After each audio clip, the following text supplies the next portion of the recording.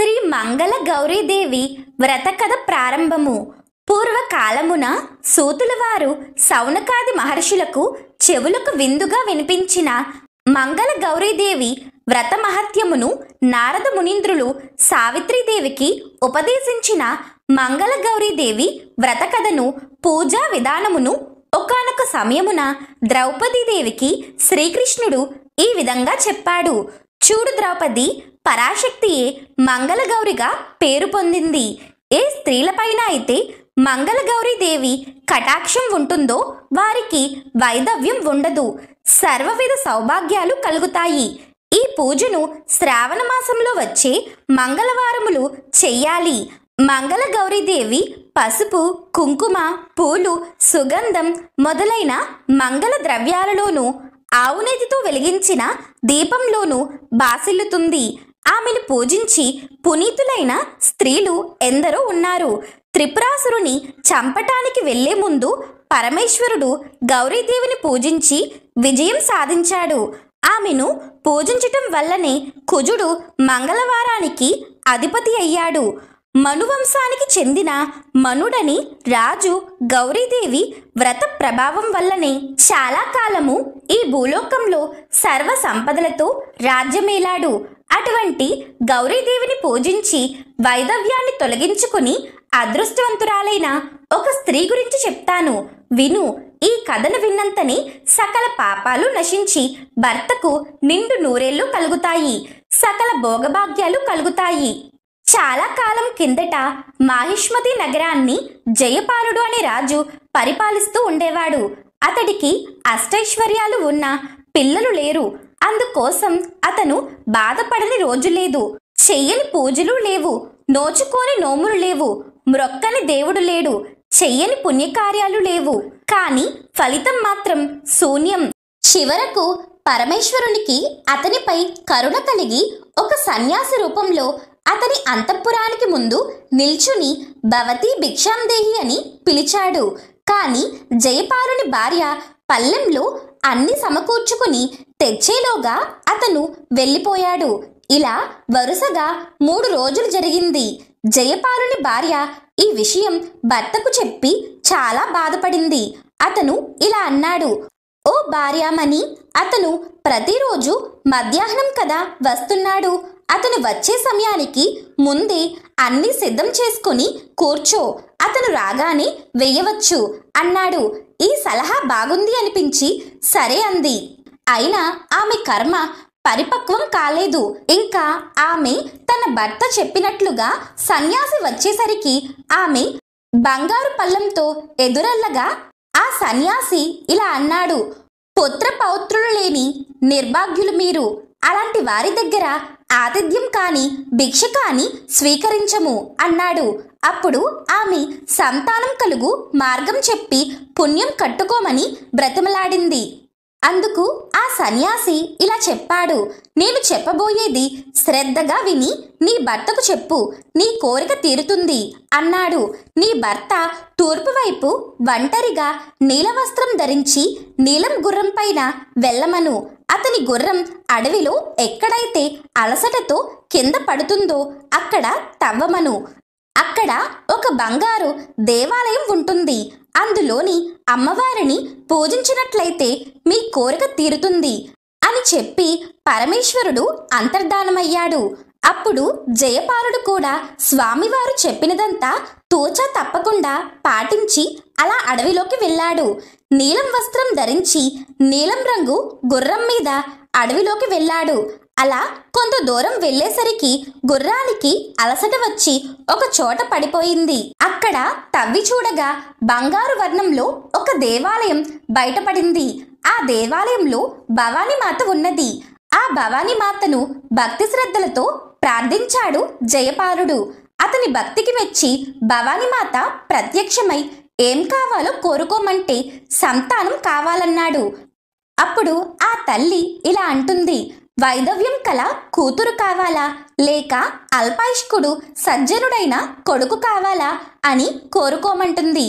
అతను ఆలోచించి పున్నామ నరకం నుండి తప్పించే కొడుకే కావాలన్నాడు. అప్పుడు అమ్మవారు తన పక్కనే ఉన్న గణపతి దగ్గరనున్న మామిడి చెట్టు మీద ఫలాన్ని అతని భార్యకి ఇవ్వమని చెప్పి అంతర్ధానమయ్యింది. ఇక జయపాలుడు ఆశ కొద్దీ దాని మీదనున్న పండ్లన్నీ కోసాడు. కాని అన్నీ మాయమై ఒకటే మిగిలింది. గణపతికి అలా కోసినందుకు కోపం వచ్చి, నువ్వు చేసిన ఈ పని వల్ల నీకు పుట్టబోయే కొడుకు 16వ ఏటని పాముకాటు వల్ల మరణిస్తాడు అని శాపమిచ్చాడు. వరం ఫలితంగా జయపాలునికి ఒక కుమారుడు పుట్టాడు. అతనికి శివుడు అని నామకరణం చేశాడు. అతన్ని అల్లారు ముద్దుగా పెంచుకుంటున్నారు. ఒకరోజు అతనికి ఆయుష్ తీరిందని యమభటులు వచ్చారు. అప్పుడు జయపాలుని భార్య ఇలా అంటుంది, తను ముద్దు ముచ్చట తీరనే లేదు, కొన్నాళ్ళాగి రమ్మని కోరింది. ఈశ్వర వరప్రసాదుడు కాబట్టి యమభటులు ఏమీ చెయ్యలేక వెళ్ళిపోయారు. ఇక ఒకరోజు ఎందుకో తల్లి దుఃఖించడం చూసి శివుడు కారణమడిగాడు. ఇక శివుడికి తల్లి అతని జన్మ వృత్తాంతం చెప్పింది. వెంటనే శివుడు ఇలా అన్నాడు, నేను పోయి ఆ ఈశ్వరుణ్ణి అడుగుతాను, నువ్వు చింతించకు తల్లి అని అన్నాడు. నాకు తోడుగా మామయ్యను పంపు, కాశీకి పోయి ఆ విశ్వేశ్వరుణ్ణి వేడుతాము అన్నాడు. ఇంట్లో ఒక తులసి మొక్కని నాటి దానికి రోజు పూజ చేయమని, తనకేదైనా ఆపద కలిగితే ఆ తులసి మొక్క వాడిపోతుందని చెప్పి బయలుదేరాడు. త్రోవలో వాళ్ళు ప్రతిష్టానపురం చేరారు. అక్కడ ఒక తోటలో కొందరు అమ్మాయిలు పూలు కోస్తుంటే అందులో ఒక అమ్మాయి సుశీల అని అమ్మాయిని ముండా రండాని తిట్టింది. దానికి ఆ సుశీల కోపంతో ఇలా అంటుంది, మా అమ్మ మంగళగౌరి వ్రతం చేస్తుంది కాబట్టి మా వంశంలో ఎవరు ముండలు రండలు ఉండరు అని కోపంగా అంతవరకు కోసిన పూలన్నీ నేల మీదకు విసిరేసింది. ఆశ్చర్యంగా కింద పడ్డ పూలన్నీ చెట్ల మీదకు చేరిపోయాయి. ఆ వింత చూసిన శివుడు ఆ అమ్మాయికి ఏదో మహిమ ఉన్నట్లుంది, ఇలాంటి అమ్మాయి నా భార్య అయితే ఎంత బాగుండు అని అనుకున్నాడు. సరిగ్గా అదే సమయానికి పక్కన ఉన్న గుడిలో సుశీల తల్లిదండ్రులు పార్వతీ పరమేశ్వరులకు పూజ చేసి ఇలా అంటున్నారు, ఓ దేవదేవా, మా చిన్నారి తల్లికి తగిన భర్తని నీవే చూపించాలి అని వేడుకున్నారు.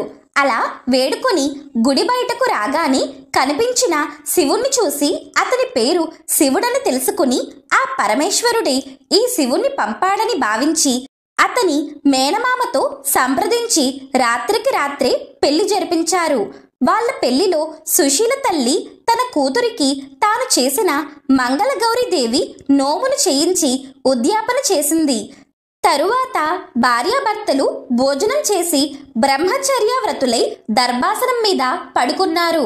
ఆ రాత్రి మంగళగౌరి ముత్తైదు రూపంలో సుశీలకు కలలో కనపడి, నీ భర్త అల్పాయుష్కుడు, ఈ రాత్రితో అతనికి ఆయువు మూడింది, నేను చెప్పినట్లు చెయ్యి, కాసేపటికి ఒక కృష్ణ సర్పము అతన్ని కాటు వేయటానికి వస్తుంది, నువ్వు పాలున్న ఒక కొండను తెచ్చి ఆ పాము ఎదురుగా పెట్టు, ఆ పాము ఆ కొండలోకి వెళ్ళగాని నీవు ఒక వస్త్రాన్ని దానిపై కప్పేసి గట్టిగా కట్టేసి మీ అమ్మకు దానిని వాయనంగా ఇవ్వు, నీ భర్తకి గండం గడుస్తుంది అని చెప్పింది. సుశీల వెంటనే లేచి కూర్చుంది. గౌరీదేవి కలలో చెప్పినట్లుగానే జరిగింది. కాలపారాని ఇంకా ఆరలేదు. ఆరని పాదం తన భర్త తొడ మీద ఉంచి ఎత్తుగానున్న కుండను తీసింది. సుశీల గౌరీదేవి చెప్పినట్లు ఆ కృష్ణ సర్పాన్ని ఒక కుండలో పెట్టి వస్త్రంతో కట్టేసింది.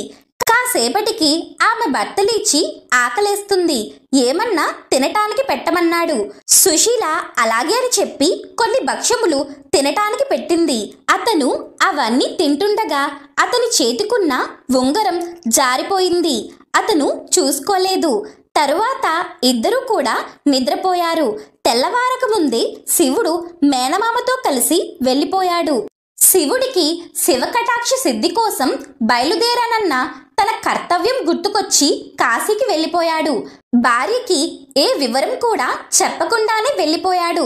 సుశీల లేచి భర్త పక్కన లేకపోవటం చూసి ఎంతో బాధపడి అతని చేతి నుండి జారిన ఉంగరాన్ని తీసి భద్రంగా అతని జ్ఞాపకంగా దాచుకుంది.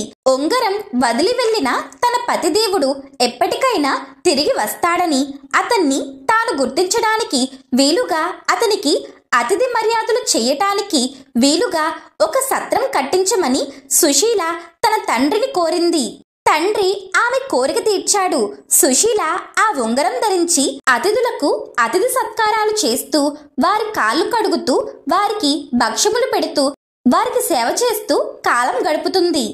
దాదాపు సంవత్సరం గడుస్తుండగా కాశీకి వెళ్ళిన శివుడు అతని మేనమామ వాళ్ళ ఊరు తిరిగి వెళ్ళాలని నిశ్చయించుకున్నారు. దోవలో ఒక చెట్టు కింద పడుకుని విశ్రాంతి తీసుకుంటూ ఉండగా తాను చనిపోతున్నట్లుగా అప్పుడు మంగళగౌరీదేవి యమభటులు తన విషయంలో వాదించుకుంటున్నట్లు కల వచ్చింది. వాళ్ళు మరలా ప్రతిష్టానపురంకు వచ్చి ఈ అన్నదాన సత్రం దగ్గరికి వచ్చారు. సుశీల అతని కాళ్ళు కడుగుతూ ఉండగా గుర్తుపట్టి అతనే తన భర్త అని తల్లిదండ్రులకు చెప్పింది.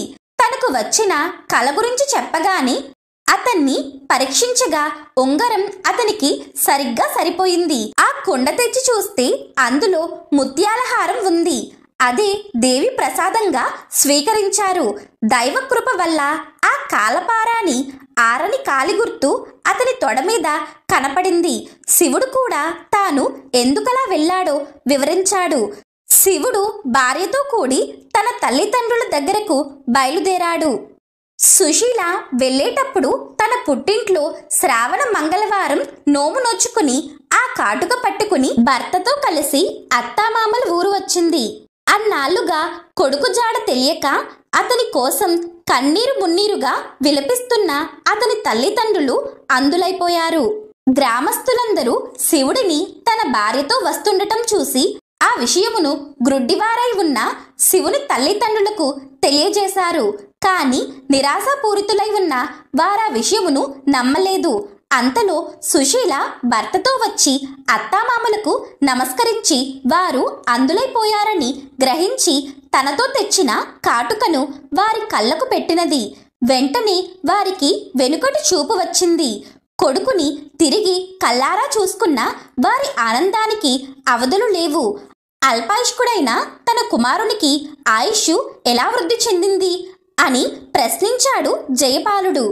దానికంతా కారణం తాను నోచుకున్న మంగళగౌరీదేవి నోము మహత్యమని, మంగళగౌరీదేవి కృప అని తన స్వప్న వృత్తాంతం తెలిపింది. అది విని అప్పటి నుండి గ్రామస్తులందరూ కూడా ఆ నోమును నోచి ఆనందంగా జీవించారు. పుణ్యం కొద్దీ పురుషుడు అన్నారు.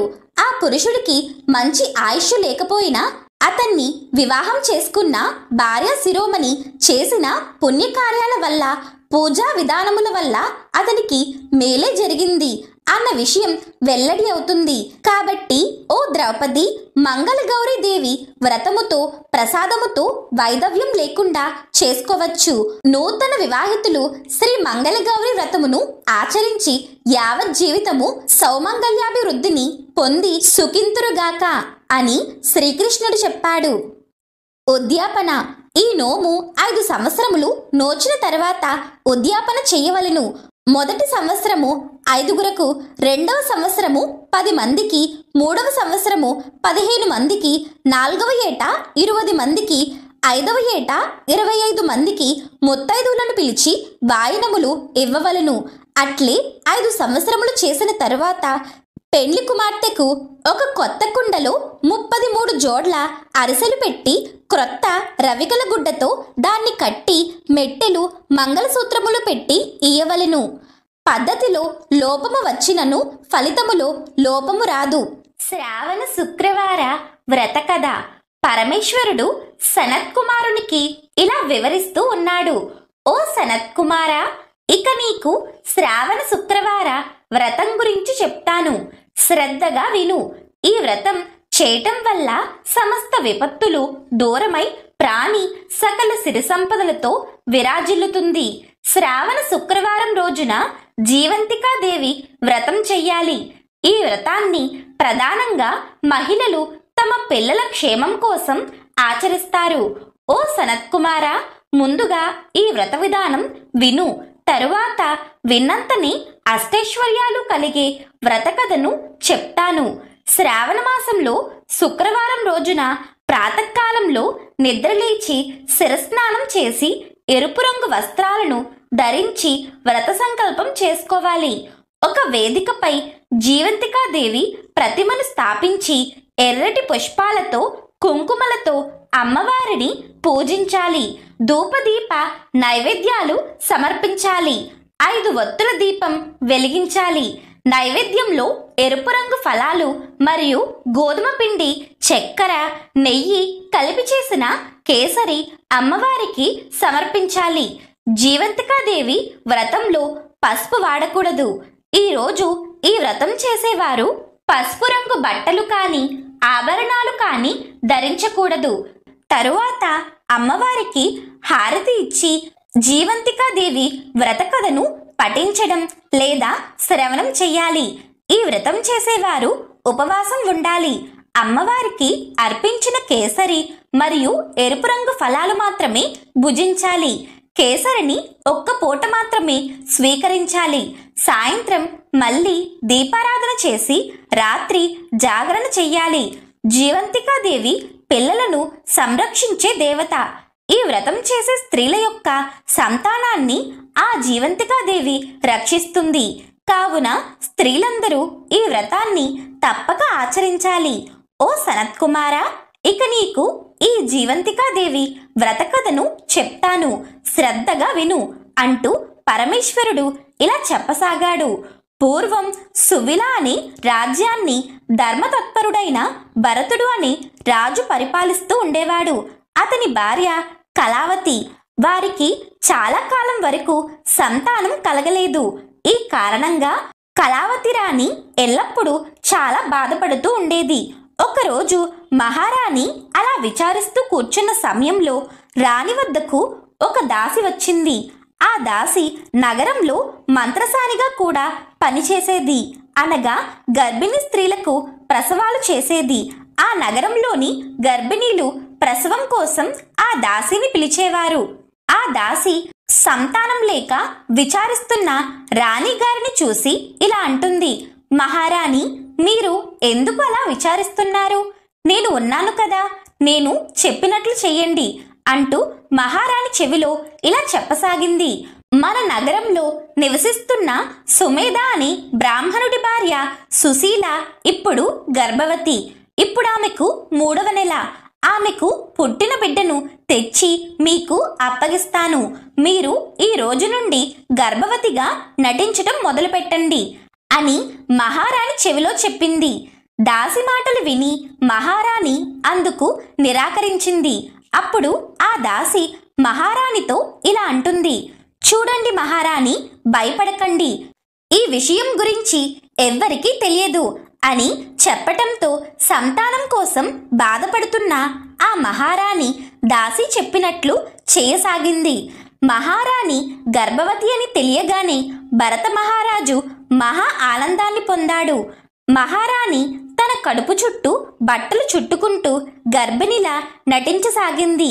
కొంతకాలం తరువాత సుశీలకు పురిటి నొప్పులు రాగానే ఆమె దాసిని తన ఇంటికి పిలిపించింది. సుశీల 12 మగబిడ్డకు జన్మనిచ్చింది. బిడ్డను చూసి సుశీల చాలా సంతోషపడింది. కానీ కాసేపటి తరువాత సుశీల నిద్రించగానే ఎవరికీ తెలియకుండా నెమ్మదిగా ఆ దాసి సుశీలకు పుట్టిన బాబును తీసుకుని రాజభవనానికి వెళ్ళిపోయింది. రహస్య మార్గం ద్వారా రాజభవనంలోకి ప్రవేశించి మహారాణి గదిలోకి వెళ్ళి ఆ బిడ్డను మహారాణికి అప్పగించింది. బిడ్డను చూసి మహారాణి ఎంతో ఆనందపడింది. ఆ దాసి మహారాజు వద్దకు వెళ్ళి ఇలా అంటుంది, మహారాజా, మహారాణి 12 బిడ్డకు జన్మనిచ్చింది అని సమాచారం అందించింది. ఈ శుభవార్త విన్న మహారాజు ప్రసన్నతతో ఎన్నో దానధర్మాలు చేయసాగాడు. మహారాజుకు పుత్రుడు జన్మించాడని రాజ్యంలోని ప్రజలు ఆనందంతో పండగను జరుపుకోసాగారు. కానీ మరోవైపు ఆ బ్రాహ్మణ స్త్రీ సుశీల తన బిడ్డ దూరమైనందుకు చాలా విచారించసాగింది. సుశీల శ్రావణ శుక్రవారం రోజున జీవంతికాదేవి వ్రతం చేయసాగింది. భరత మహారాజు తన పుత్రుడికి జాతకర్మాది సంస్కారాలు చేయించి పుత్రుడికి ఆదిత్యుడు అని నామకరణం చేశాడు. వారు ఆ కుమారుణ్ణి అల్లారుముద్దుగా పెంచుకోసాగారు. సుశీల చేస్తున్న జీవంతికాదేవి వ్రత ప్రభావం వల్ల జీవంతికాదేవి రాజభవనంలోని రాజకుమారుణ్ణి రక్షిస్తూ ఉండేది. కొంతకాలం తరువాత ఆ ఆదిత్యుడు యుక్త వయస్కుడు అయ్యాడు. భరత మహారాజు తన కుమారుడికి అన్ని విద్యలు నేర్పించాడు. ఆ కుమారుడు అన్ని కలలయందు ఆరితేరిన వాడయ్యాడు. కొంతకాలం తరువాత మహారాజు చనిపోయాడు. అతని కుమారుడైన ఆదిత్యుడు మహారాజయ్యాడు. ఆదిత్యుడు తన తండ్రి శ్రాద్ధం నిమిత్తమై కొంతమంది సేవకులను వెంటబెట్టుకుని గయకు బయలుదేరాడు. మార్గమధ్యంలో వారు ఒక వైశ్యుని ఇంట్లో బస చేశారు. ఆ వైశ్యుడికి కుమారుడు జన్మించి అప్పటికి 6 రోజులయ్యింది. వైశ్యుడి బిడ్డకు ఆ రోజు 6వ రోజు కాబట్టి ఆ రోజు రాత్రి విధాత్రీదేవి తలరాత రాయటానికి వచ్చింది. ఆదిత్యుడు ఆ ఇంట్లోని బస చేస్తున్నాడు కాబట్టి ఆదిత్యుణ్ణి సంరక్షించడానికి జీవంతికాదేవి కూడా అక్కడే ఉంది. విధాత్రీదేవిని చూసి జీవంతికాదేవి ఇలా అంటుంది, అమ్మా విధాత్రి, నువ్వు ఇక్కడికి ఎందుకు వచ్చావు అని అడిగింది. అందుకు విధాత్రీదేవి, ఈరోజు ఈ వైశ్యుడి కొడుక్కి 6వ రోజు కాబట్టి అతని తలరాత రాయటానికి వచ్చాను అని అంటుంది. దానికి జీవంతికాదేవి ఇలా అంటుంది, ఏమి రాస్తున్నావు? తలరాత అని అంటుంది. అందుకు విధాత్రీదేవి, రేపు ఉదయాన్నే ఈ బాలుడు మరణిస్తాడు అని రాశాను అని చెప్తుంది. అది విన్న జీవంతికాదేవి, చెల్లి విధాత్రి, నేను ఇక్కడ ఉండగా నీవు అలా అమంగళం రాయటానికి వీల్లేదు అని చెప్పి బాబుకు దీర్ఘ ఆయుష్ రాయాల్సిందిగా ఆదేశించింది. విధాత్రీదేవి జీవంతికాదేవి ఆదేశానుసారం బాబుకి దీర్ఘ ఆయుష్ ప్రసాదించి వెళ్ళిపోయింది.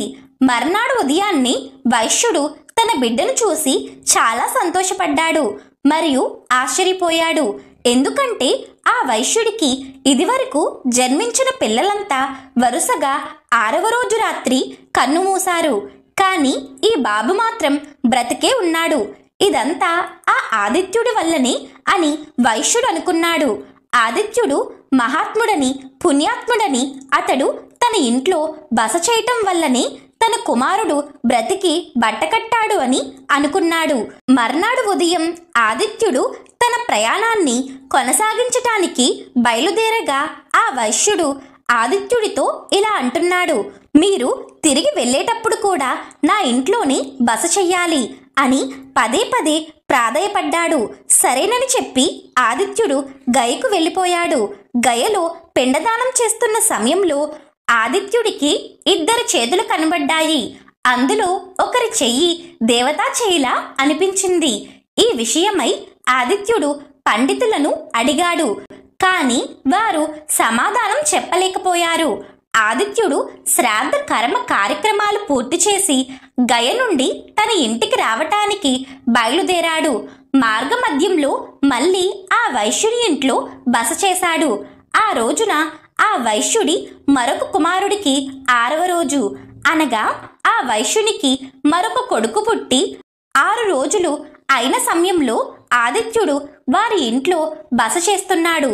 కుమారుడికి 6వ రోజు కాబట్టి ఆ రోజు రాత్రి మళ్ళీ విధాత్రీదేవి తలరాత వ్రాయటానికి వచ్చింది. ఆదిత్యుణ్ణి సంరక్షిస్తూ అక్కడే ఉన్న జీవంతికాదేవి మళ్ళీ విధాత్రీదేవిని ఇలా ప్రశ్నించింది, అమ్మా విధాత్రి, నీవు ఈరోజు ఈ బాలుడి జాతకంలో ఏమి రాస్తావు అని అడిగింది. అందుకు విధాత్రీదేవి, రేపు ఉదయాన్నే ఈ బాబు మరణిస్తాడని వ్రాస్తాను అంటుంది.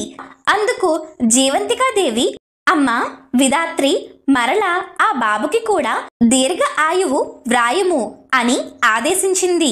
విధాత్రిదేవి ఈ బాబుకి కూడా జీవంతికాదేవి ఆదేశానుసారం దీర్ఘ ఆయుష్ను ప్రసాదించింది. జీవంతికాదేవి మరియు విధాత్రిదేవి మాట్లాడుకుంటున్న సమయంలో ఆదిత్యుడికి మెలకువ వచ్చింది.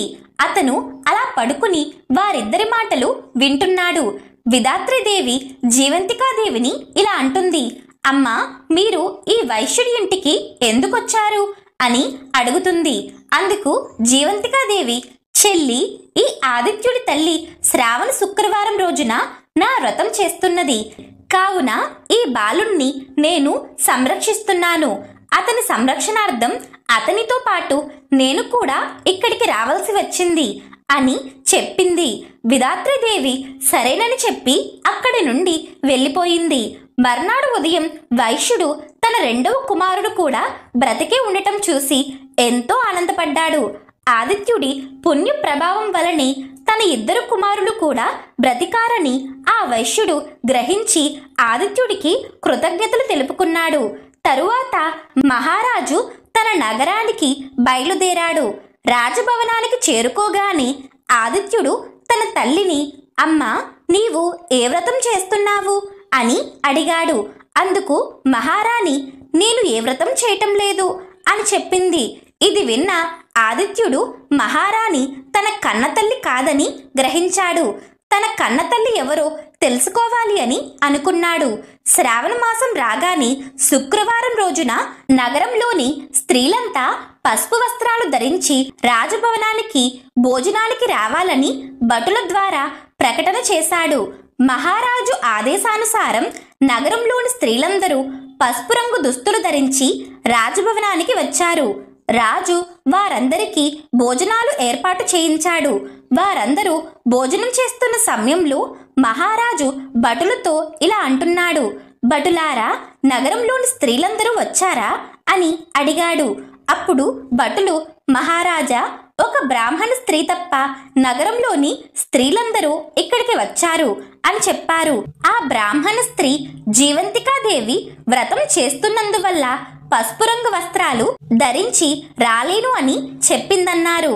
అది విని రాజు సత్యాన్ని గ్రహించి తన తల్లి కోసం ఎరుపు రంగు వస్త్రాలు పంపాడు. మహారాజు పంపిన ఎరుపు రంగు వస్త్రాలు ధరించి సుశీల రాజభవనానికి వచ్చింది. సుశీల తన కుమారుణ్ణి చూడగానే ఆమె స్తనంలోంచి క్షీరధారలు వెలువడి ఆదిత్యుడి ముఖం మీద పడ్డాయి. ఈ దృశ్యం చూసిన వారంతా ఆశ్చర్యపోయారు. సుశీల తన మాతృత్వపు ఆప్యాయతతో కుమారుణ్ణి కౌగిలించుకుంది. మహారాజు తన తల్లిని రాజభవనంలోకి తీసుకుని వచ్చాడని పరమేశ్వరుడు సనత్ కుమారుడికి శ్రావణ మాసంలో చేసే జీవంతికాదేవి వ్రతమహత్యం గురించి వివరించాడు.